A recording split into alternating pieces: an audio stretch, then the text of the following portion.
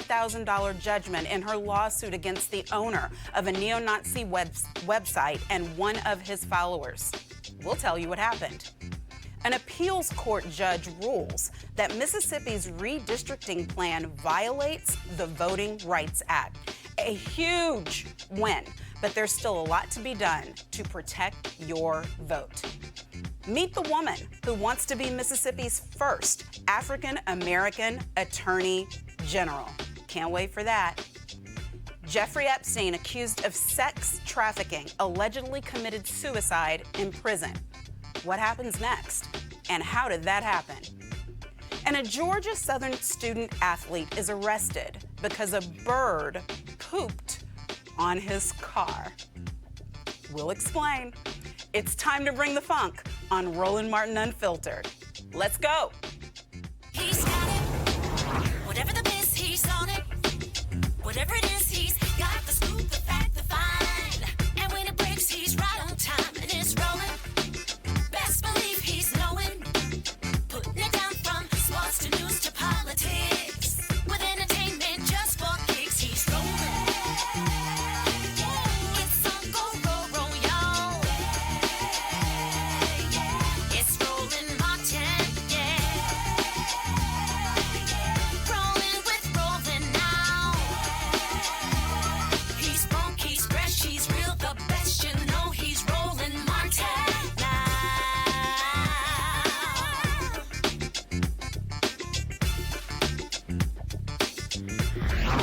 Martin. The Galveston Police Department issued an apology last Monday after an image was posted on social media showing two mounted police officers, both white, leading Mr. Donald Neely, a black man, handcuffed behind their horses and attached by what looked like a rope or leash.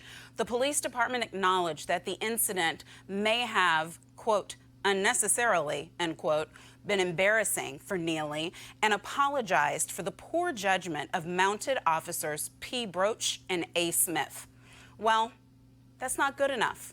Attorney Benjamin Crump wants to know why and is demanding that the police release the body cam footage. Joining me now is Attorney Crump, who is one of the attorneys representing Donald Neely. Attorney Crump, good to see you. Sorry it's under these circumstances. It is, and Monique, I'm so happy to be talking with you because you have a unique perspective about Galveston, Texas, being that you were born in Galveston, Texas. So I want to make a plea right here on the show that we need you to come home and join us to help get justice for Donald Neely, who is a wonderful young man who's challenged by mental illness. I spent a lot of time with him today. And he comes across very childlike. And then it just makes you infuriated that these police officers would beat this young man, treat him in this manner. They beat him on previous occasions, but this time they tied him, to a rope and dragged him down the street in Galveston, Texas. And the police chief tried to say, well, it was just their policy. These are good police officers. They are of good character. And so I made a proclamation today that if they're such good police of good character, then you should have no problem being transparent and releasing the body cam video so we can see the true content of their character when we examine how they talked to and how they treated this unarmed black man who was suffering from mental illness. Well, Ben, you and I have talked through many cases in the past few years, and I certainly am just horrified to hear of anything like this happening, not just in my hometown where I grew up, but where my parents still live to this very day, and all of my family and friends. I was just there just over a month ago, but I was sharing with you earlier today how it was just a year ago when we were celebrating Juneteenth right there in Galveston. I was the keynote for the inaugural social justice luncheon. Many people don't know Galveston, Texas is the home of Juneteenth. It was June 19th there in Galveston, Texas, that the news of the freed slaves in the South finally reached the South area, and it happened right there in Galveston, right there in front of the Ashton Villa. And I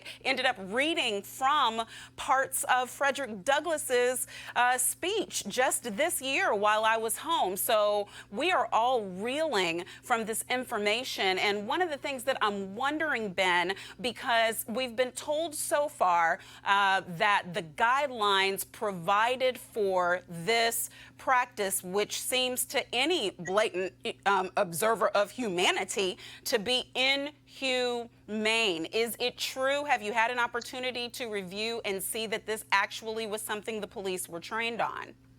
You know, it's so interesting, Monique. The police chief and the police department said, well, this is actual policy, so the officers were just trained and following policy. So then when we asked them, well, present the policy to us, they said, oh, it's not in writing. It's just a policy that they're taught on. And so, you know, as a civil rights lawyer and a constitutional lawyer, Monique, I have a problem, and I know you have a problem because you're a great constitutional lawyer. Well, how you have a law and a policy, but yet it's not in writing. So how does that give notice to the public what the police can and cannot do legally? And so it's so many things about this case which seems they are trying to cover up and justify something that is unjustifiable. Because when those two white police officers on horseback marched this unarmed black man down the streets of Galveston, Texas, it was very eerie because it conjured up historical memories of slave hunters putting rope on black people and dragging them to the slave auctions. That's right. That's right. And that's what it conjured up for so many of us, Ben. But you are asking them to do something. First, you want them to release the body cam footage. Have you gotten any response from the city as to when that will happen? No response based on Texas Public Information Act. We gave the demand to the city police department. They have 20 business days to make a decision. They can do the right thing and show leadership and transparency and give it up, or they can punt it to the Texas Attorney General, which he will have 45 days, which means they're going to fight it and not give it to us. So what we did, we made a proclamation of our own that if they don't give that video up in 30 days, we're going to invite other civil rights activists and other mental illness advocates and other human rights advocates from all around America to come and have a great march on Washington. And we're going to march from Juneteenth inauguration site where they read the speech those many years ago. And we're going to then march right down the same street that they dragged Donald Neely down to show him that we're standing with him and that we're also demanding equal justice and treatment of not only African American and other minorities, but also and especially people who are suffering from mental illness. Absolutely. And we need you to be there, Monique. We need your voice. Oh, well, Lord knows I'll do what I can, Ben. But joining me on the panel, I'm bringing in reinforcements today, is Dr. Julianne Malveaux, economist and president emerita at Bennett College, political analyst Dr. Avis Jones-DeWeaver, and Mustafa Santiago Ali, former senior advisor for environmental justice at the Environmental Protection Agency. Let me start with you, Dr. Malveaux. What in the world? What in the world? As Attorney Crump has said, this is replete with history. Yeah. To have a black man on rope behind horses. We've seen these pictures. Yeah. Unfortunately or fortunately, Monique, I've been researching 1919 lynching in terms of the economic suppression of our people. And so I've been in the Library of Congress where they threaten to put me out because I keep making mouth noises when I see some of these pictures. I'm like, ooh. Some of the pictures, but this is reminiscent of some of the pictures that I saw from a century ago. Yeah. What's also ironic is that in the wake of both El Paso and Dayton, 45 has talked about mental illness. But when the African American person has a mental illness, this is something that no one wants to pay attention to. These Galveston police must know that this man is mentally ill, given the number of times that he has law enforcement encounters. I think the report said 6 or 7 times he's had encounters, he's been arrested, he's been beaten. This is a young man who is not well. So the response to someone who is not well should not be to put a rope on them and drag them down the street. Let's not forget what happened in Texas not too long ago to James Byrd. So dragging down streets is something that people seem to like to do in Texas. Not to disrespect your home state or anything, because it could happen in any state. Hey. But the fact is that this just sent chills up my spine when I saw it. And so, Attorney Crump, I'm always grateful to you for the kind of leadership that you put out there in terms of saying, let us march. And Monique will be there, because she's committed. She's offering me up. See that? I am. I got it like that. You know, I'm the elder here. So Sacrificial lamb, prodigal daughter. but no, we all know how important this is. And so I thank you for your leadership and for the coalition, because we've seen not only African Americans who experience mental illness, but also whites, disabled. There was a case here in Washington not too long ago where an autistic young man was beaten by police and then choked to death. So these things happen because these police, they don't say they haven't been trained at all. You don't have to have a whole lot of education, unfortunately. I hate to say it, but it's the truth. What kind of training do these people get? Well, but you would be surprised by that. One of the things I know for sure from spending over a decade defending a municipality, the District of Columbia, in fact, in the Attorney General's office, is that the guidelines can say one thing and police officers can be trained according to those guidelines, but the guidelines can be so tone deaf, time deaf, can really not catch up at all with what people are saying here. They're calling optics, but of course it's beyond optics. What it really boils down to, and I want to bring you in, Mustafa, is when you're dealing with someone who may be volatile, and maybe they knew that, maybe they didn't. I don't know what kind of all of the history was with Mr. Neely. When you're dealing with someone who has mental challenges, whether it's autism or whether it's some other form of a depression or whether it's a neurological disorder, sometimes people even who have epilepsy can present as if they are being non-compliant and unfortunately end up arrested, end up harmed, end up dead, because if officers aren't trained not just in how to detain somebody, but trained in how to handle it when someone has mental capacity issues, then we end up right where we are, right, Mustafa? Yeah, definitely. But we should also call out the fact that in Galveston they have police cars. And if someone has been apprehended, they could very easily place that individual in a police car. If they felt that there was a psychological issue that was going on, they could call in the EMTs, and then they could take them and get them evaluated. You don't walk them down the street. What this is, there's a psychological component to it, but it's a little different than we're talking about. Yes, with the gentleman, we have to make sure that there's the evaluation of him. But this is about sending a message to the community that's usually the one that's being disproportionately enforced upon, that we have power. And to the other community who usually is less, enforced upon, that this power that we have looks like you and me, and that we will utilize it to control and to herd these individuals that we see as less than human. Because if they actually saw this gentleman as human, there would be a different set of actions. I've worked with enforcement personnel over the years, and I know when somebody is actually following the right protocol in a situation, and when someone is ad-libbing and bringing other things into the mix to send a message out to let folks know, if you mess up, we're going to embarrass you, we're going to treat you as less than human. This is the parallel to 1919. This is when lynching and all the things occurred those years back. It was done not only to punish the supposed perpetrator who may have done something, because a lot of times they didn't, but also to send to the community a signal. You better watch out. It's almost like my grandmother used to call the tall nail syndrome, where the tall nail is always beaten down.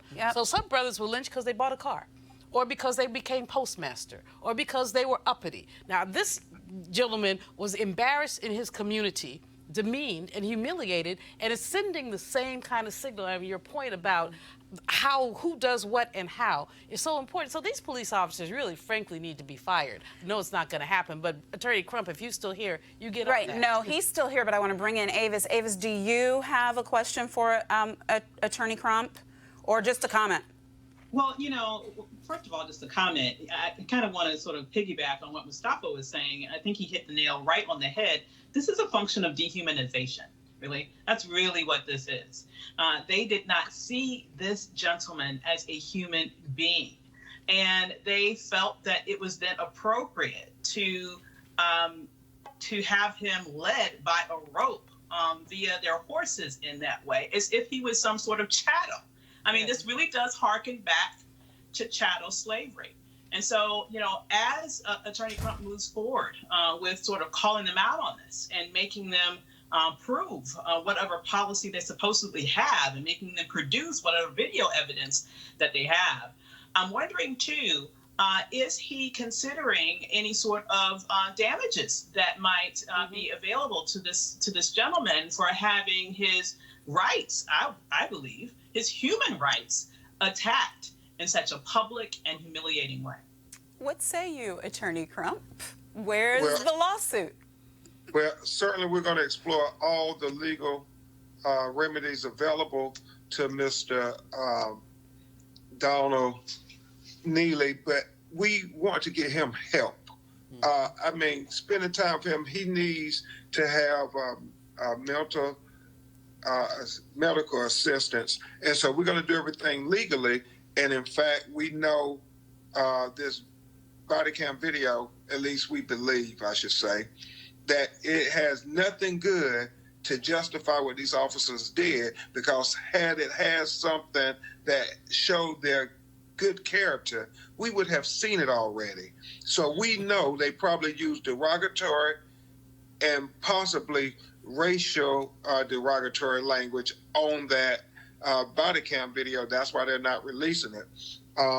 Attorney Melissa Morris and Attorney, hopefully, Monique Presley and Attorney Jeff Daniel Clark, we're working to file a federal civil rights lawsuit, as well as a lawsuit based on the American Disabilities Act. Yeah. And the reason we want to do that is because, as Dr. Malvo stated, he had been arrested 6 times in the last year and a half. They knew exactly who Donald Neely was. They knew he had mental health issues. And knowing that in Texas, after the tragic killing of Sandra Bland, there's the Sandra Bland Act that says when you have a person who exhibits mental illness, a mental illness crisis, and or has a mental illness, you can only keep them in a jail for 12 hours, and then you must take them to a psychological ward to be evaluated.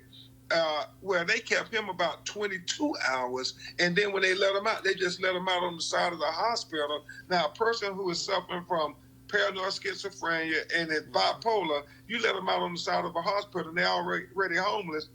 Do you really believe they're going to go check themselves into the hospital, or they're going to get back on the streets? And so we know that they realized that somebody had this on video and that it started going viral, and they just cut him loose. And we don't believe they're going to charge him, because they initially charged him. But if they did that, Monique Presley, you know, in discovery, they would have to give us the body cam video. Immediately. But here's the thing, Ben, and I'm going to move on, but sometimes people don't realize that these issues many times aren't black and white. There are blue and whoever else against the blue, because in this case, we've got a chief of police who's black, right? And we've got council members. I know there are good and rational people in there, because one of the council members is my classmate. We graduated from high school together. So I'm not going to give up on my hometown. I'm about to make some calls tonight. I sure am. I don't like anything I hear, but I'm talking to him right now, and I'm going to send the link. Come on, Galveston. I believe in you. Get it together. You don't want this thunder. Ben Crump is talking about ruckus on behalf of Mr. Neely. Galveston.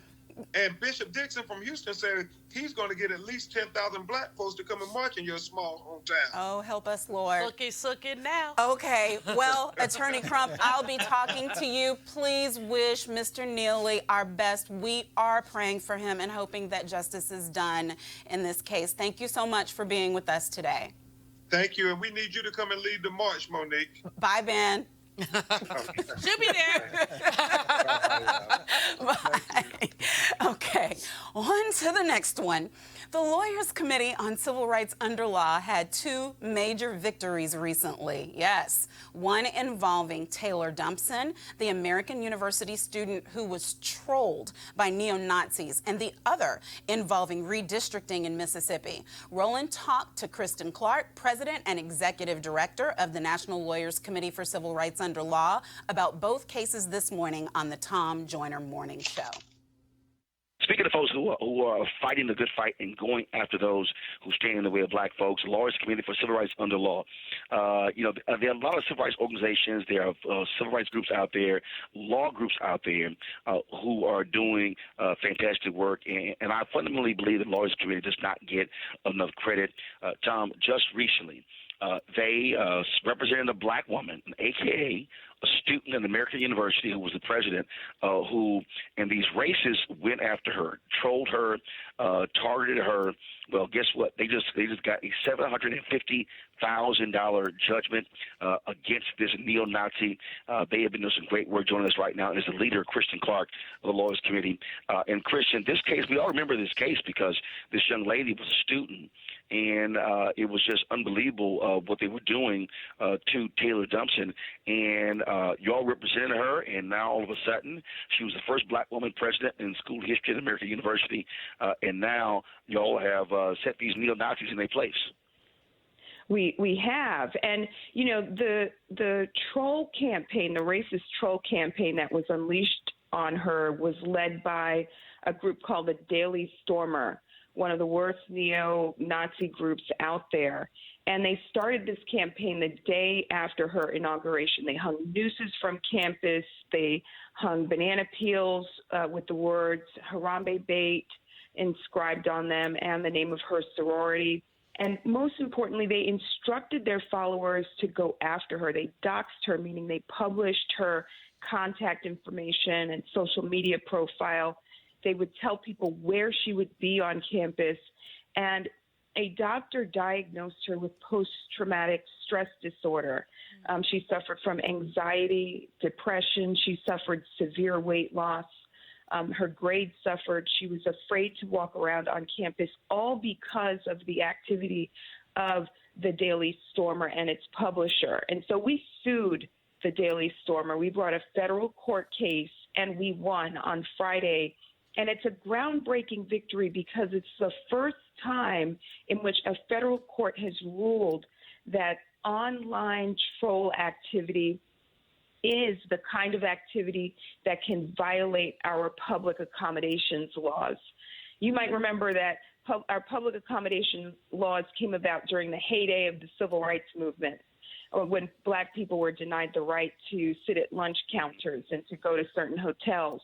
Well, American University, where she attended, is basically a public accommodation. And for the first time, a judge has ruled that online racist trolling violated her right to equally enjoy her campus like everybody else. And so we think we've broken new ground here that opens up a new path for tearing down white supremacists all across our country.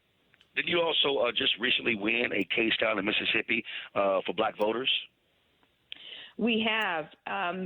So in Mississippi, lawmakers drew a district, Senate District 22, which is in a rural part of the state, in a way that would lock out black voters and make it impossible for them to unseat a longstanding white incumbent. The district had 50.8% black voting age population, but it was very easy to put that district at a level that would have given black voters a fair opportunity to elect. We won at the district court level, but then the state appealed up to the Fifth Circuit, which tends to be a pretty hostile circuit when it comes to civil rights cases. But the facts were so bad in this case, and our case was so righteous that the Fifth Circuit agreed with us and rejected the state's appeal. And so it is a really important victory. It showed, we talk a lot about partisan gerrymandering, but we've got to remember that race remains a real problem in 2019. And so that's why we are filing these kinds of Voting Rights Act cases all across the country. That's why we're going to be fighting for fair maps in 2020. Black voters deserve a fair opportunity to elect candidates of their choice. And Christian, look, there are a lot of people talk about taking to the streets. We talk about protesting.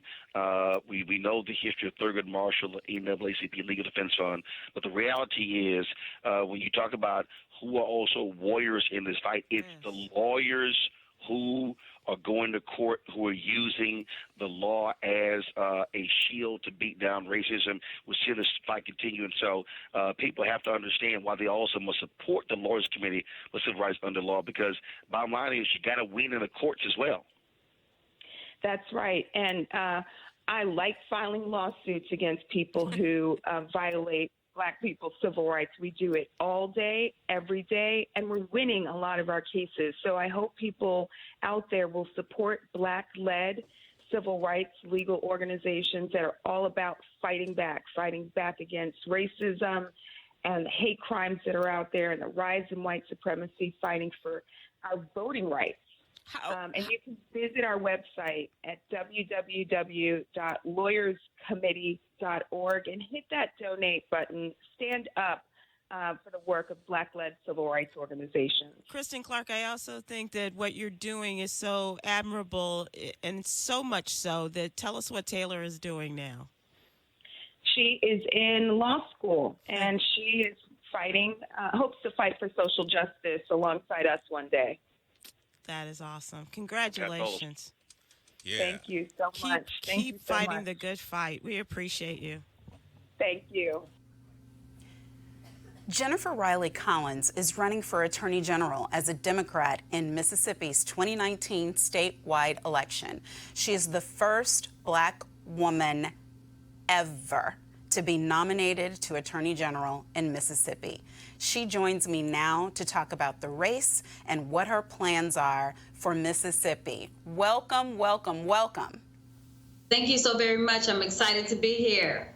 Well, we just heard a good bit. I don't know if you could hear about it, but there have been some significant victories for the Lawyers Committee in terms of the way that redistricting is being handled and the way that other civil rights matters are being handled in the state that's about to be yours to handle. What is your take on what needs to be done going forward in terms of Mississippi and redistricting or other civil rights cases? So first of all, I want to say thank you to the Lawyers Committee. They have been partners in the state of Mississippi alongside of great organizations like Mississippi Center for Justice, Southern Poverty, and the ACLU, which I formerly headed for a number of years. And so we appreciate their diligence in ensuring that one man, one vote is the way that we are going. Mississippi is the state, as we all know, historically, that has challenged the right of African Americans to be able to cast their ballot. You know, we've dealt with issues of poll tax and literacy tests. And so we think we still have a ways to go. But having these victories like the Lawyers Committee has just had, and having other victories ahead of us, I pray, Mississippi will move forward.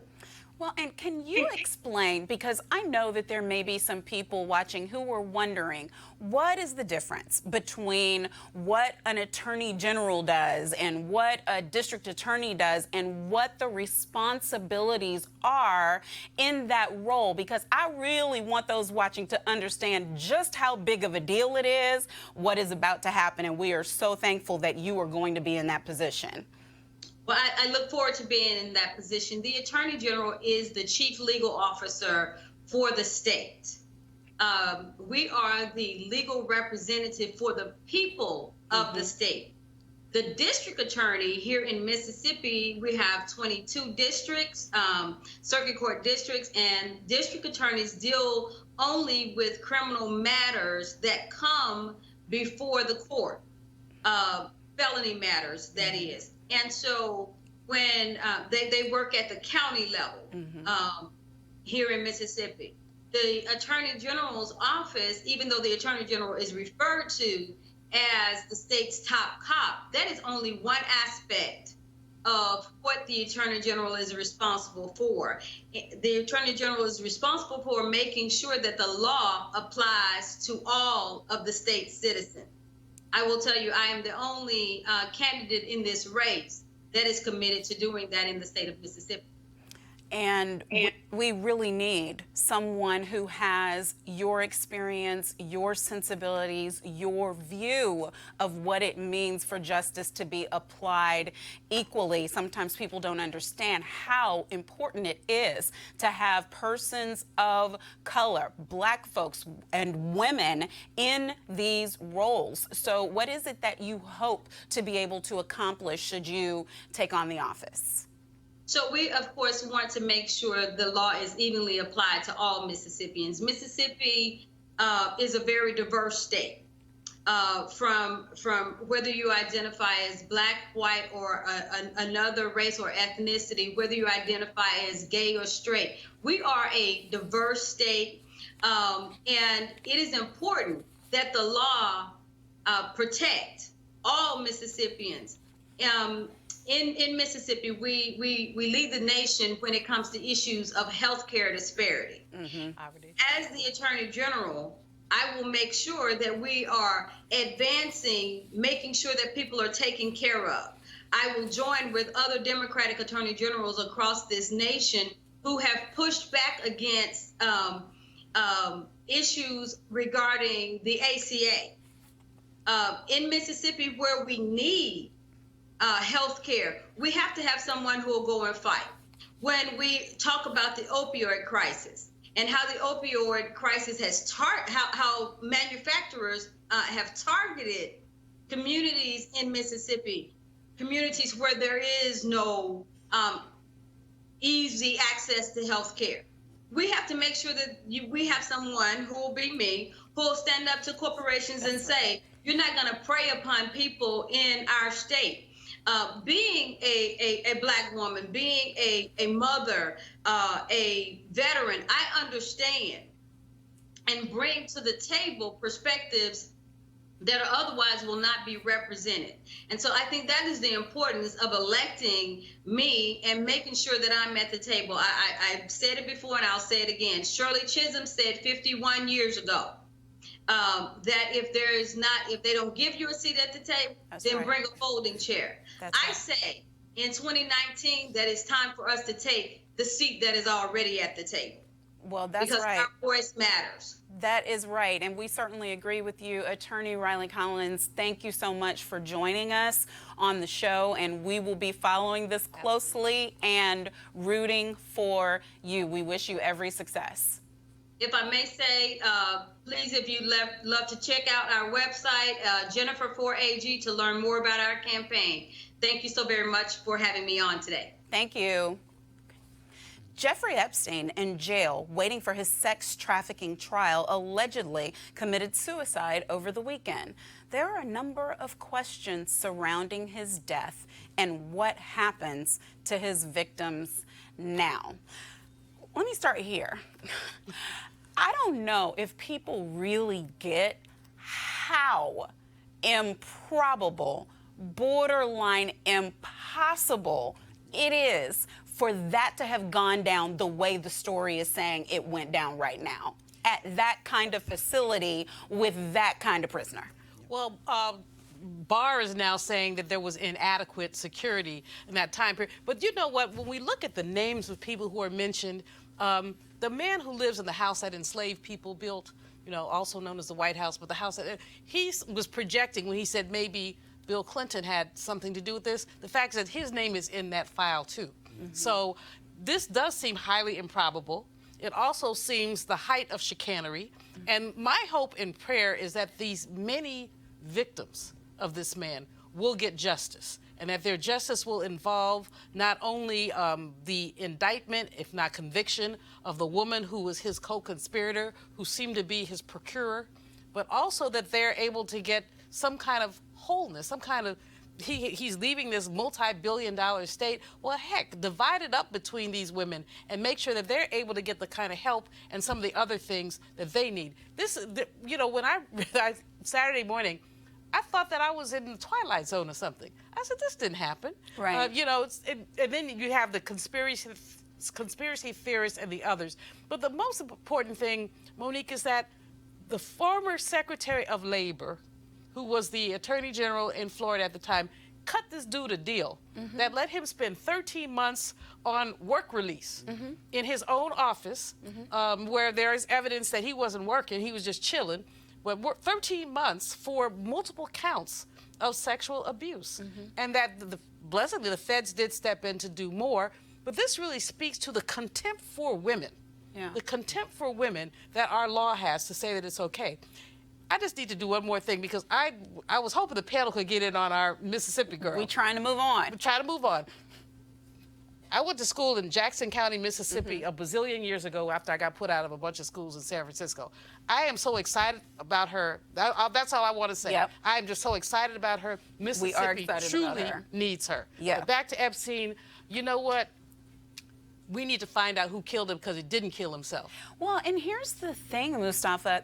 People sometimes act like they understand privilege and white privilege and men with a whole bunch of $1 billion, and then sometimes conveniently they don't.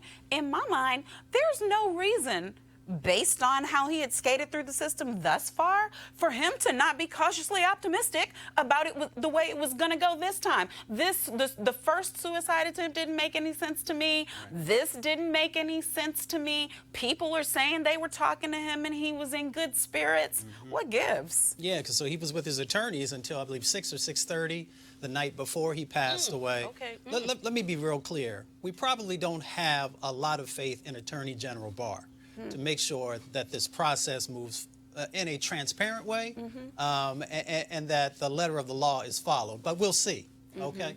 So let's deal with facts instead of conspiracy theory for the moment. So fact is that they were supposed to be checking in every 30 minutes. Yep. Some have said every 15 minutes. Fact is that he was one of the highest profile folks who was, you know, being held across the country. So you would think that if you have a high-profile individual that, let's say that a few weeks ago that he did try and commit suicide, that you would make sure that you're keeping an eye on this individual, because a number of other high-profile folks are connected with this person. That's right. Folks weren't going around and doing what they were supposed to. Cameras, you know, we're not capturing things that are supposed to be going on. Too many coincidences. So we're not going to get into a scandal moment. Maybe Olivia Pope will come. Oh, but we're walking through a scandal moment. I mean, it's just very obvious to me that there is more to this story. Avis, what do you think? Yeah. Something got handled, that's for sure. Something did. Because, as was mentioned, it's just too many coincidences here for this to really be a coincidence, okay? When, as was mentioned, a specific camera that is supposed to have his cell in view is not working, but other cameras are, right? When he is supposed to be checked on every few minutes, at least once or twice every 30 minutes, and that's not happening anymore. First of all, how in the world did he get off of Suicide Watch if he was just on Suicide Watch? I mean, how was that decision even made in the first place? The bottom line is he had a lot of very, very powerful people that he was in a position to take down.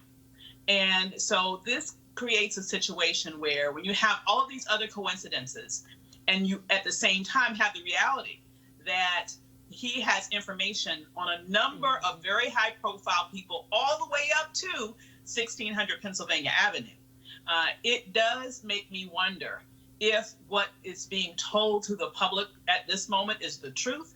And it also makes me very suspicious about whether or not we'll ever hear the truth, specifically coming from this Justice Department, when we know that Attorney General Barr is nothing more than President Trump's lackey. Right. Well, I don't know if we're ever going to hear the end of this or the truth on this or anything that even circles around the truth on this. I know from my own experience in the government, at this point in one of these cases, I was knowing way more than what we're hearing right now. So, I guess we'll just have to keep everybody posted. Somebody needs to post reward for the guard. See, somebody dropped a dime on somebody or moved something on somebody. I'm not doing conspiracy theory. Right. I'm just saying. Oh, no. So, you know. But if that happened, they are so paid. Right. Yeah, but maybe somebody can offer a few more pennies. Yeah. Maybe somebody, I mean, you know, I don't know. These rich folks move their money around like that. I'm just saying, this is something where we do need to get to the bottom of, because it really does reek to the highest level in terms of corruption, in terms of malfeasance, in terms of any number of other things. Well, and again, we try on this show to relate it to what matters for people in our community. What you need to understand is we are the most over-incarcerating country in the land. And when we have brothers who are in there, this is not what happens. I mean, this is not the way the treatment is. I wouldn't put it past him being able to convince somebody in there to let him get out quick. I don't know what the story is, but whatever it is, there had to be so many different failures along the way for this to happen. It's not just one night guard who didn't do his job. But you know what, Monique, the other piece of this for me is there have been so many cases in the past decade at least, and certainly we were on Mississippi, a couple within the last 20 years in Mississippi, where brothers who were not in bad spirits, who were not suicidal, suddenly hung themselves with the shoelaces. Shoelaces can't hang you. And no investigations, no things like that. So the suicide piece is also one we want to look into. Yeah. I still haven't gotten over Sandra Bland, and I still believe that there's something else going on there that, again, where are the cameras? Where are these kinds of things? So the suicide piece is a piece that really does talk to folks getting rid of folks. Yeah. Because they have too much to say. Sandra Bland had too much to say. That's right. She had too much to say. I'm just not convinced that young sister on her way to a new job, even with a setback, killed herself. I'm not convinced of it. Right, but even if she did, and it was because the circumstances were such that she was not protected, that still is the fault of law enforcement, who have an obligation, not just to keep people so that they can do their time, but to keep people safe in our prison system. Yeah, and let's just not take the spotlight off of the fact that we've got 4 million folks who are part of sex trafficking, you know, and we've got 500,000 young kids under 18 years old who also go through that.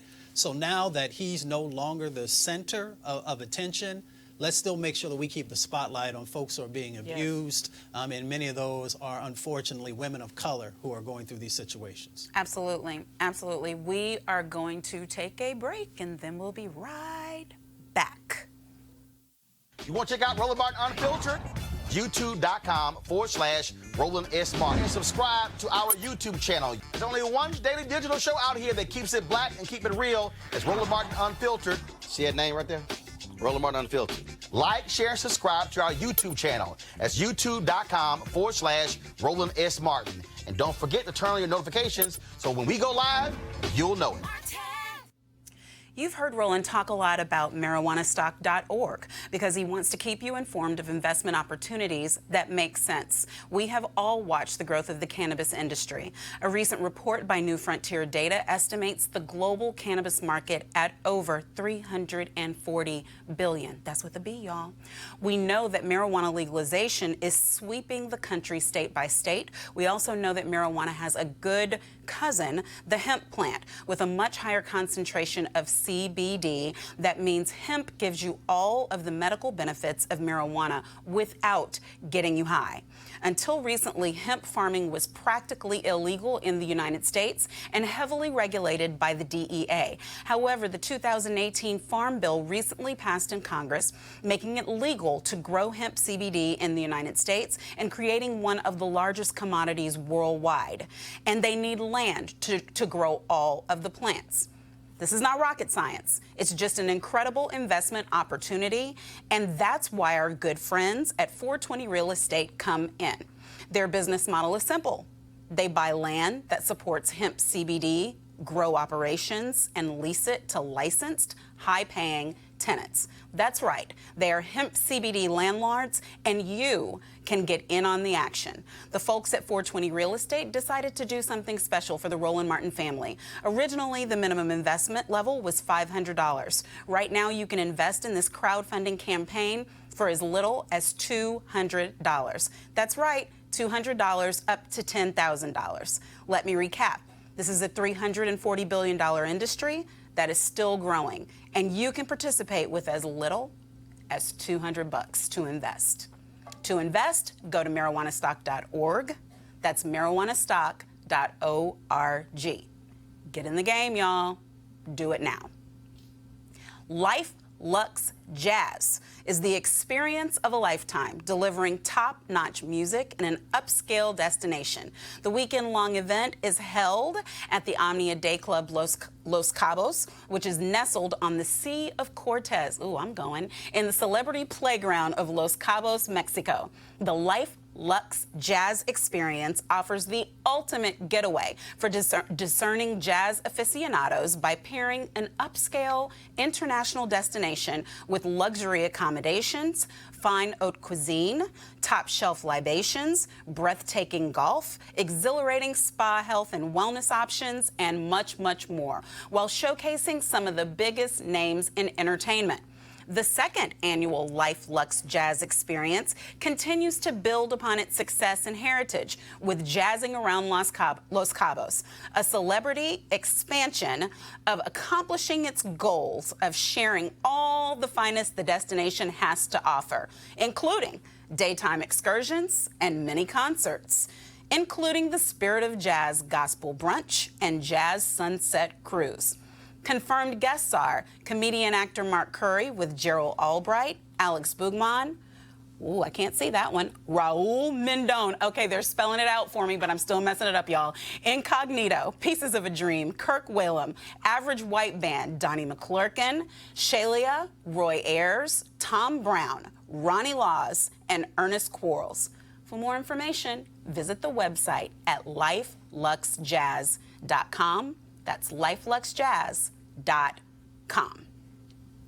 So, for the strangest of strange arrests of a Georgia Southern quarterback, Shai Werts, is that right? Shai Werts has gotten stranger after body cam footage of the incident was revealed.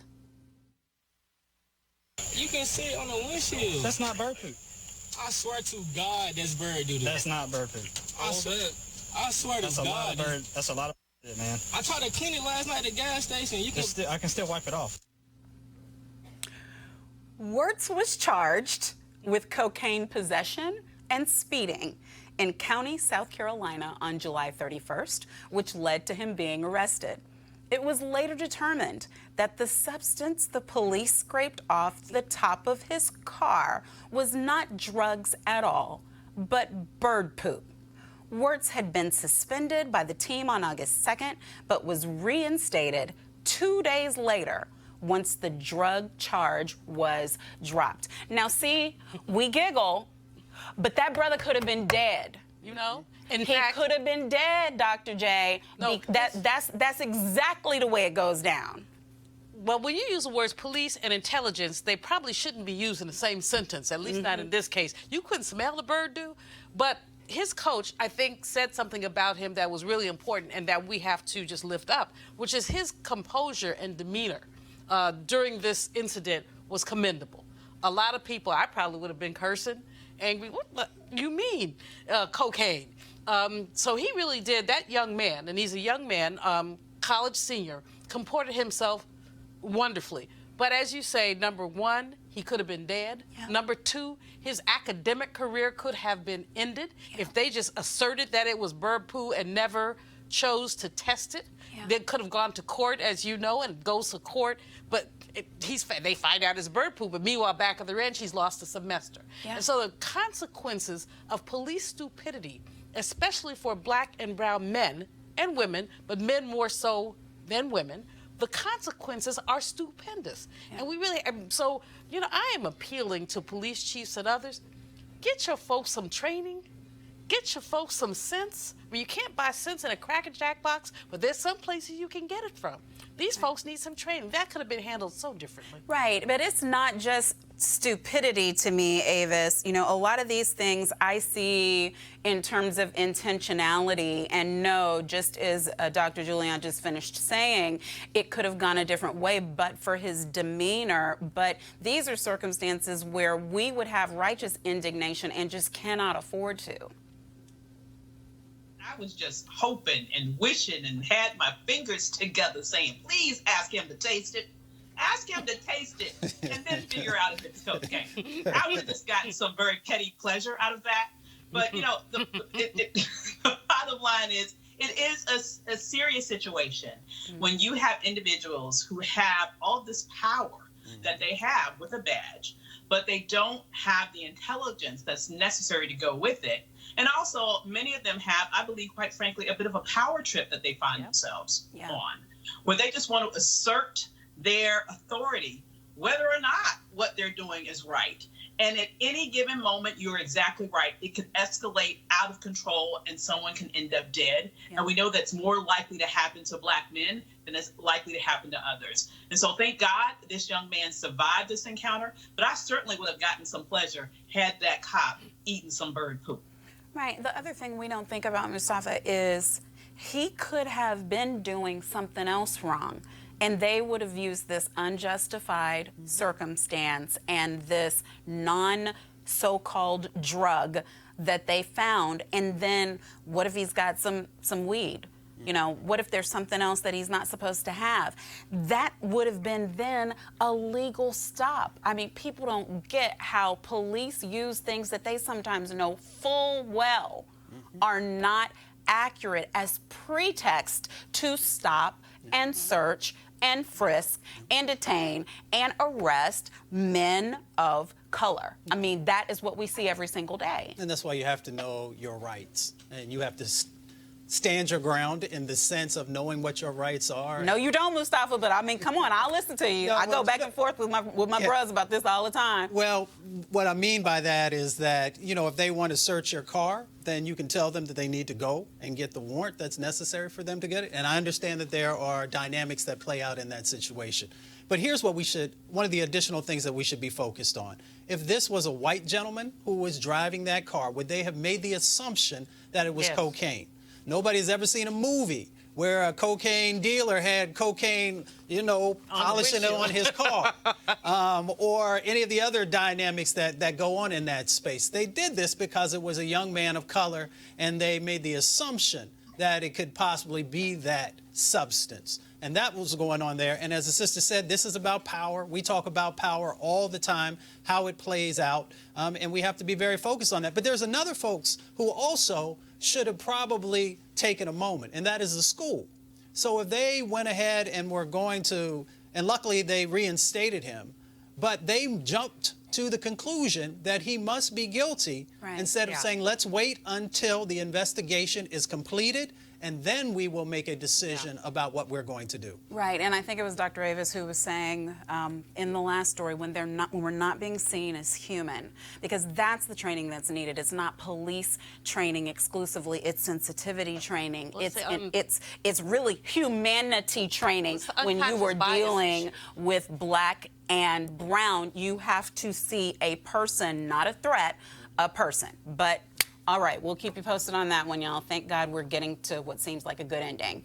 One of the most popular days at Essence Festival was Sunday, when they take us to church. Roland had an opportunity to talk with gospel artist Donnie McClurkin about the role faith plays in the Black community. Here it is. All right, folks, here with Donnie McClurkin. Donnie, 25th Annual Essence Festival. It's wonderful. So far, I am having a ball. Between all of the different speakers and all different courses and classes, this has been really a landmark year, 25 years. Now, you were supposed to be a host in this. Yeah. You got a little carried away. Yeah, a little. You can't do this on a Sunday with me, because this is my day. And I just brought what I do in church on Sunday to the Essence stage. Well, it's always great. First of all, this is probably the most packed it's been last 3 days, and so this is always really, people love the other panel and stuff, but this is really the highlight of the Power Stage every year. Yeah, the Sunday. The Sunday has always been a time where we worship, and you can't have black women gather together without worship because they're key to the whole church scene. So the faith and the true love of God is exemplified on the Sunday mornings, and they come and pack the place in. If you look, the overflow is almost as filled as the main area in the convention center. This is what we do. And one of the things that when you talk about the church, I mean, we're now operating in a whole new world in 2019. We're seeing church used to have the large buildings, now smaller buildings. Social media and also live streaming has also changed it as well. And the digital age has made church a different entity. Because now people can sit at home and watch the live stream, but it also expands our fingerprint. Because now globally, people are watching, like my service on Sundays, people are watching from Australia, people are watching from Africa, people are watching from the islands. And although the congregation in the sanctuary is smaller, the congregation across the world is larger.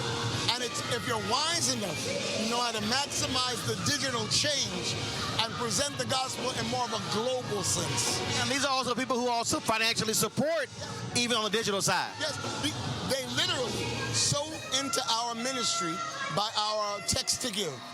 And there's so many different aspects that have made this a much more advantageous and a much more beneficial church. It allows people that believe in your ministry that couldn't ever get to your church before to now sow into it and make sure that it continues to go around the world. Well, that's why I try to explain to people how digital has changed, even for what I do. You know, when I launched the digital platform, I had a fan base in Canada, in the UK, in the Caribbean, and Africa, who before couldn't see me on TV One because it wasn't there. Now they get to see what I do, and then we stream it multiple times, so it's not just one time. If you miss it, that's it. Right. And that's the key. Now, those that could not get the information, the education, the inspiration that you gave on one specific network, now they can tune in, punch in, they can tap in from around the world and see what's going on, put their finger on the pulse of what's going on in America, and you have a global view that gives us more understanding. I told you earlier, I need your education. I need everything that you have, because in this day, this like no other day, without going into politics, like no other day, I need to know from somebody who's enlightened how to approach this thing, because I've got people that I lead, not just in the congregation, but on every stage that I go to. And we are in a difficult time, and we need to know the mechanics of what's going on. Well, and that's absolutely important. And I think what you're also seeing is you are seeing pastors today who have to think differently than in previous generations, because the congregation also demanding more in terms of, I mean, I keep saying, you look at what Maxine Waters, Congresswoman Maxine Waters, 81 years old, and a whole new generation calls her Auntie Maxine. So they are attracted not because she's a millennial, but because of her message, speaking truth. Yeah, because you've got all of these Gen X's and iGens and millennials that are coming up. We're leaving them with this. And they have to know how this goes, and they have to know what to do. I was thinking this morning, every generation needs elders. No generation can make it without elders. And the elders have got to impart the wisdom that will give the next generations the instructions, the information, the power, the strength, the wisdom to go forward. Maxine Waters, yourself, and those like you, you keep us informed to the point where ignorance is not acceptable. The generations, in order to navigate through what's going on now, need us more than ever before. Yeah. Man, always good to see you. Thank you, man. I appreciate you. You are my go-to source. You are my go-to. I appreciate it, babe. Thanks a bunch. Appreciate it.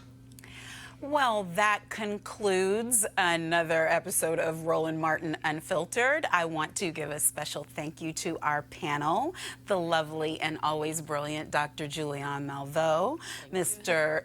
Mustafa Santiago Ali. Did I get it all correct? Yes, this is our first time meeting. And are you still there with us, Dr. Avis Jones DeWeaver? Still here. Thanks, everyone, for being with us, and I hope you really got some news you could use from today's show. Be sure to tune in again tomorrow when Roland will be back in this hot seat with a conversation about the Rich Paul rule and whether it discriminates against Black athletes. If you like what you see here and you want to keep it going, you can support us by going to RolandSMartin.com. Until next time, I'm Monique Presley. Y'all want to say holla? Holla!